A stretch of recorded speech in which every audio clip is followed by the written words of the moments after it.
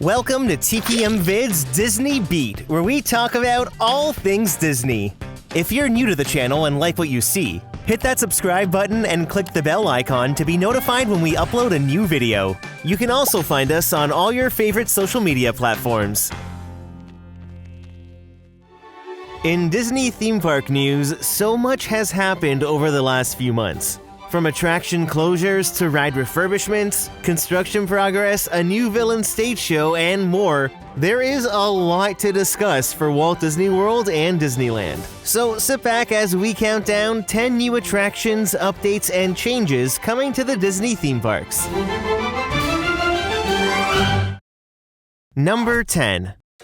Let's start off with some Walt Disney World refurbishment news.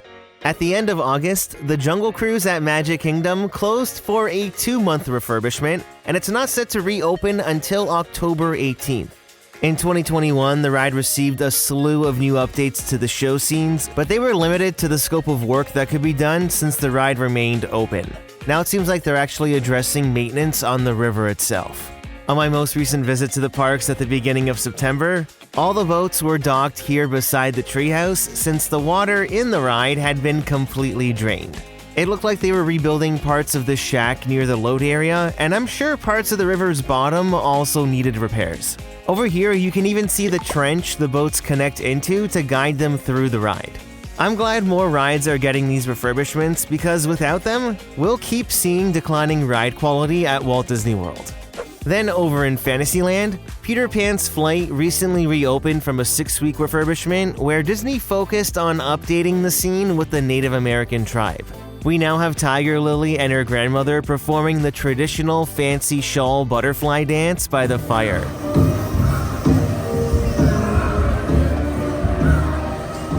Like the Jungle Cruise updates in 2021, this was also a part of Disney's initiative to address the cultural sensitive representation across the theme parks. With Peter Pan's Flight, it moves away from the outdated caricature portrayal of Native Americans depicted in the 1953 film.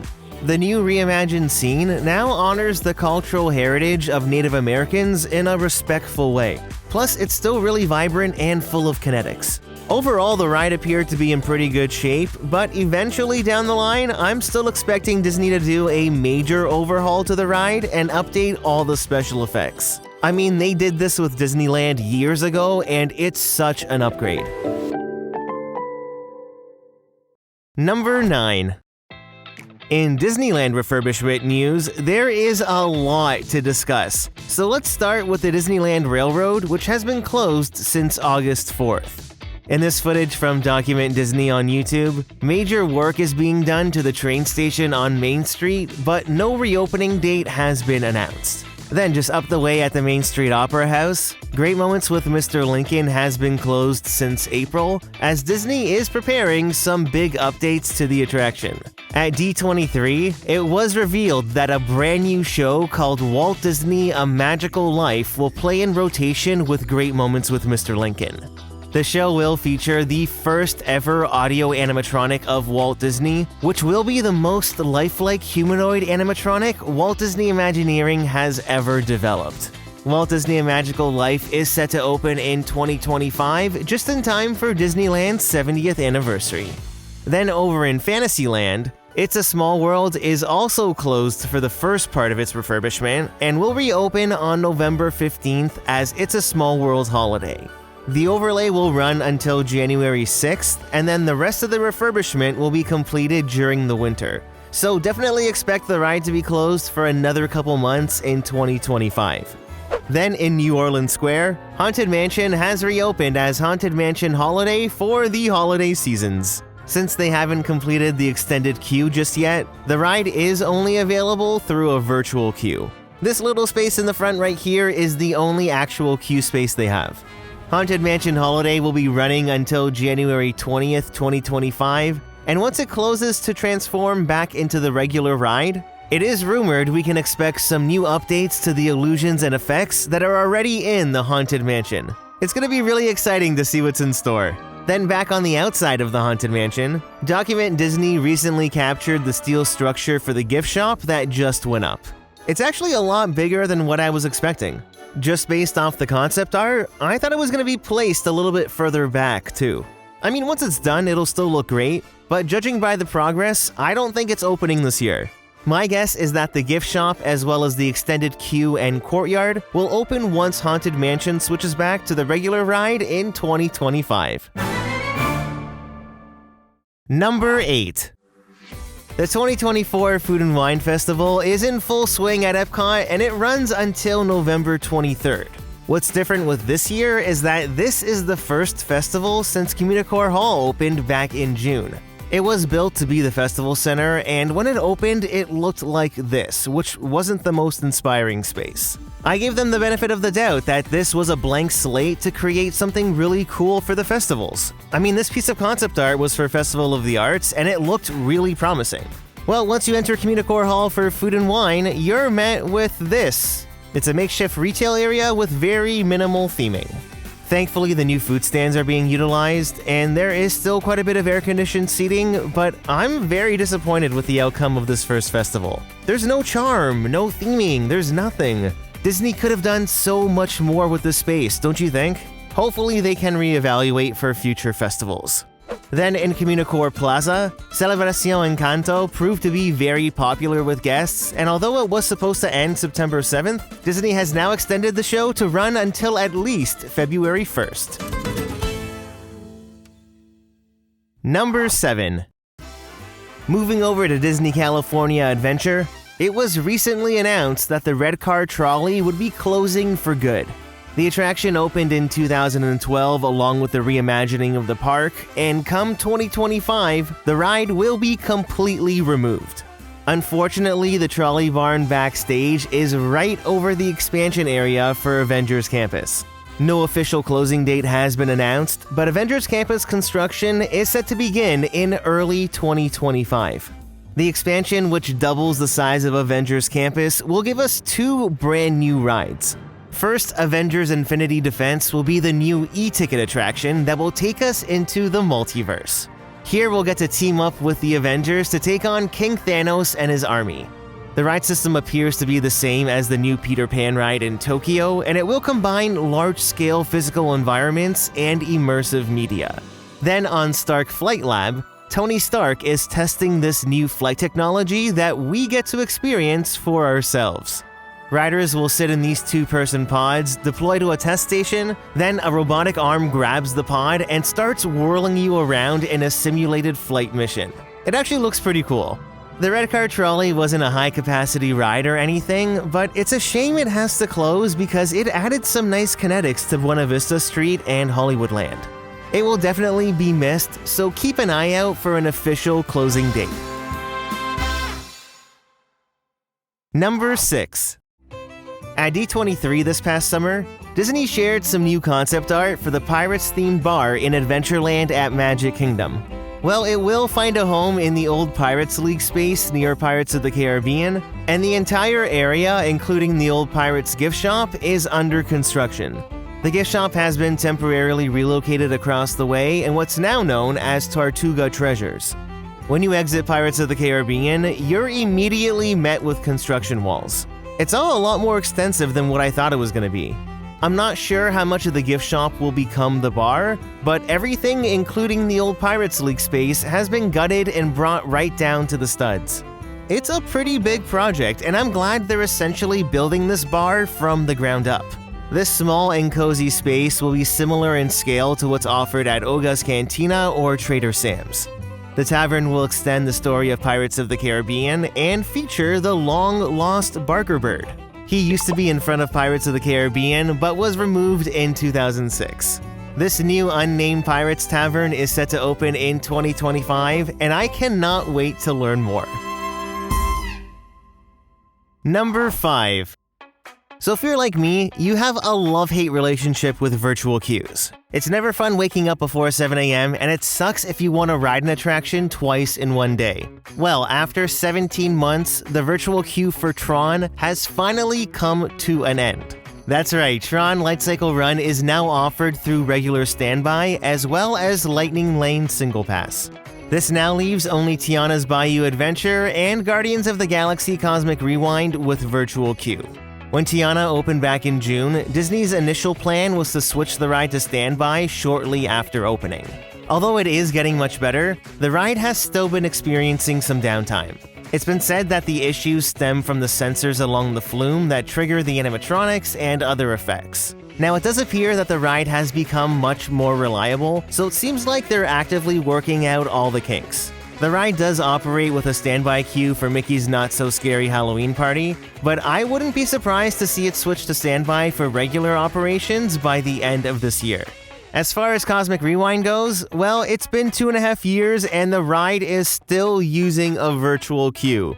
Now, the issue with this ride is that a full queue can only handle about an hour's worth of guests. If they use standby, this means that during the busiest and hottest parts of the day, the queue would spill into a big line outside.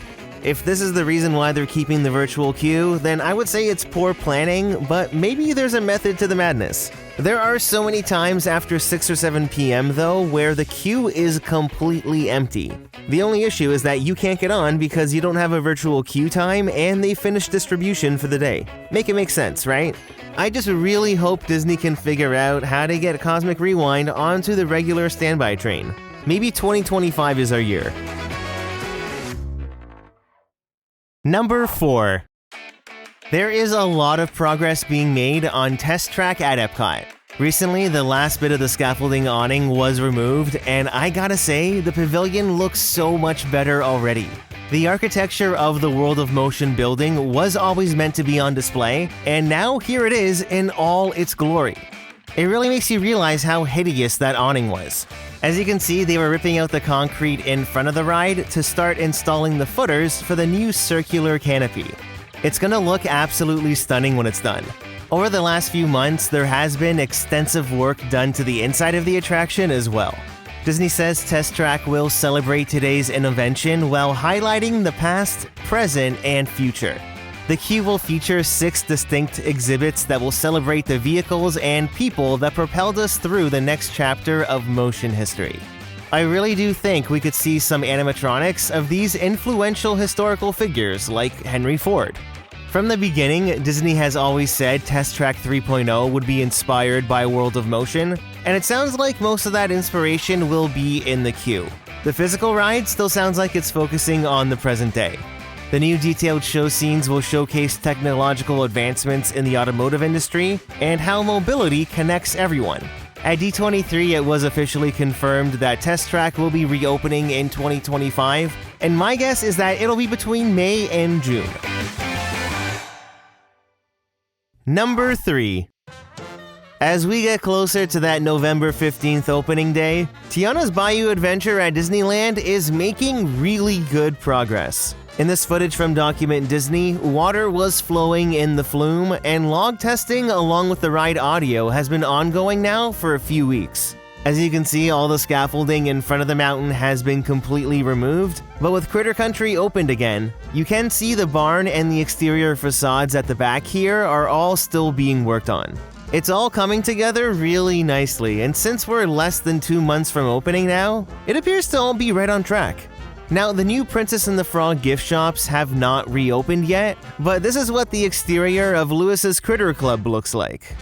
As expected, the Winnie the Pooh theming was removed, but I really do appreciate that the teddy bear decal on the building was kept. Now, the Many Adventures of Winnie the Pooh has also reopened, and nothing really changed here, but next door, construction crews are busy working on the Hungry Bear Barbecue Jamboree. This new incarnation of the restaurant will be themed after the Country Bear Jamboree, serving a menu of barbecue dishes and playing a soundtrack of the Country Bear's greatest hits. Now, this isn't gonna be character dining or anything, but I would love to see an animatronic of Henry in the restaurant. He could kind of be like the Sunny Eclipse of the Hungry Bear. Wouldn't that be great? No opening date for the Hungry Bear has been announced, but once Tiana's Bayou Adventure opens in November, this whole area will now be known as Bayou Country. It's really exciting seeing this all come together, and frankly, it's gonna be great having this end of the park fully operational again. Number 2. Mark your calendars for October 7th, because that will be the very last day to experience Lightning McQueen's Racing Academy at Hollywood Studios. After a 5-year run, the attraction is closing to make way for a brand new Disney Villain stage show. That's right, coming in summer of 2025, Disney is transforming the Sunset Showcase into the reflective realm of the Magic Mirror, bringing many of our favorite Disney villains right to life. This new live show will feature each of the villains breaking through the glass of the Magic Mirror as they take to the stage to perform live musical numbers. Disney confirmed that dozens of villains will make appearances, but it sounds like Cruella de Vil, Maleficent, and Captain Hook will be the main villains performing on stage. Just based on the concept art, some of the other characters we can expect to see are probably Jafar and Isma, the Queen of Hearts, Scar and Ursula, Hades, Gaston, and I'm sure there are many, many more. Some of them will probably just appear on the screens around the proscenium, but just like Hocus Pocus Villain Spectacular, I feel like many of them will be live and in person. There's quite a bit of room in here to create a large-scale show and transform it into something really cool. I mean, who wants to wait until Halloween for the Disney villains? I know I don't. No other details were shared, but I am really excited about this show. The resurgence of live entertainment at Walt Disney World is all thanks to David Duffy. He's currently the Vice President of Live Entertainment at Walt Disney World, and he was previously responsible for all the incredible live entertainment at Disneyland Paris. I just wonder what else is in store for 2025, because coming next summer, we already have Disney Starlight, Magic Kingdom's new nighttime parade, and then now this new Disney Villain show. Plus, later this fall, the new reimagined Little Mermaid: A Musical Adventure will be opening at Hollywood Studios. There has been no updates to the attraction's marquee yet, but it said the cast is currently in rehearsals. No opening date has been announced, but with its fall timeline, it could open anytime between now and December. I would assume an official opening date will be coming in the next couple weeks, so keep your eyes peeled. Number 1. On July 17th, the Country Bear Musical Jamboree opened at Magic Kingdom, replacing the original Country Bear Jamboree. This new 11-minute show has the Bears reinterpreting their favorite Disney songs in a variety of country music genres. And I gotta say, they hit a home run with this show. From the start to the end, Imagineers really understood the tone of the original and infused all that humor into the show. It really does feel like a musical review you'd see in Nashville, and every single song works so well for each of the respected bear characters. I can't go home. The song that was brought back was Come Again at the end of the show, and we even got a brand new original opening song. It's our Country Bear Musical Jamboree. Knee slapping, toe tapping jubilee. No time to even hibernate. It's our Country Bear Musical Jamboree. Every single audio animatronic was also upgraded, and as you can see, they are more fluid than ever. It's so refreshing seeing the bears get the love they deserve. I lost count on the amount of times I watched the show, but it was at least 8 times this past trip, and every single time I walked out of the theater, I heard someone complimenting the show. The theater was almost a full house every single time too, so it sounds like it's doing exactly what Disney was hoping it would do. I say, y'all come back, yeah? You really need to see the show next time you're at Magic Kingdom. So, what new attractions or changes are you looking forward to the most? I'd love to know. Leave a comment down below to start a conversation, and don't forget to hit that like button if you enjoyed the video.